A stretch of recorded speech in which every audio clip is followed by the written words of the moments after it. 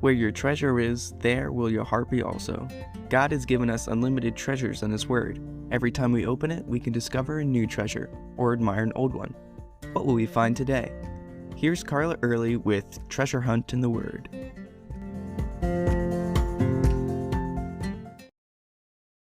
For a few years now, my church has had what they call D groups, or discipleship groups.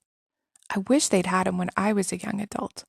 The idea is that a mature Christian takes 3 or 4 other Christian women under her wing to mentor or disciple.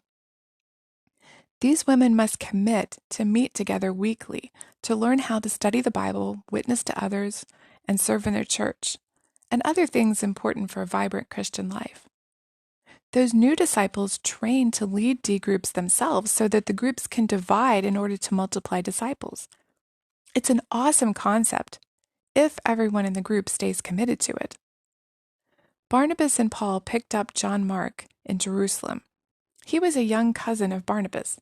He had grown up in a well-to-do Jewish family and was probably a young teen when Jesus and his disciples most likely met in the upper room of his mother Mary's house for Passover the night of his arrest. John Mark may have even helped prepare and serve the meal. Barnabas and Paul brought this young man with them to Antioch, where they pastored a growing church. When the church prayed and fasted, God told them to send Paul and Barnabas as missionaries of the gospel. Naturally, they took Mark along. The trio had traveled around the island of Cyprus, their trip culminating in the salvation of the Roman proconsul in Paphos. Their next stop was Perga in Pamphylia. There, the Bible records that John Mark left them and returned to Jerusalem, even before the trip got rough. We don't know why he left. Perhaps he was homesick or afraid. We do know that it really upset Paul. So much so that when Barnabas insisted on taking John Mark on their second missionary journey, Paul refused, and the two friends parted company. Paul felt like John Mark was undependable, but Barnabas wanted to give him a second chance. The Bible shows us that these men are only human, not spiritual giants to put on a pedestal. John Mark abandoned the mission team, Paul held a grudge, and Barnabas was stubborn. We all have flaws. Yes, even missionaries. But that does beg the question, are we like John Mark? Do we quit in the middle of something? Or do we commit and stick it out?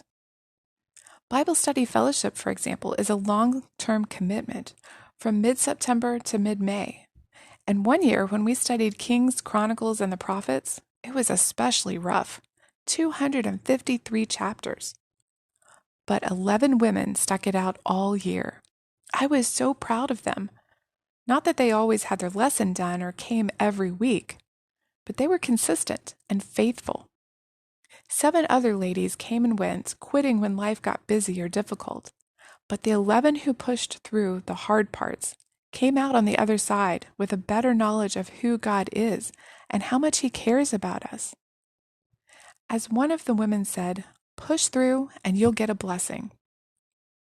Here, John Mark missed a blessing, and we don't want to do that. If you feel like you've quit and let God down and missed your blessing, John Mark's life holds encouragement for you. Later, God redeemed Paul and John Mark's relationship, and they worked together in Rome, as we read in Colossians 4:10. Paul even asked for Mark to come visit him in 1 Timothy 4:11. And we know that John Mark wrote the Gospel of Mark. So if God redeemed this young man's life, be sure He can do wonders with you as well. You can contact us at treasurehuntintheword@gmail.com. We'd love to hear the treasures God has given you through His Word.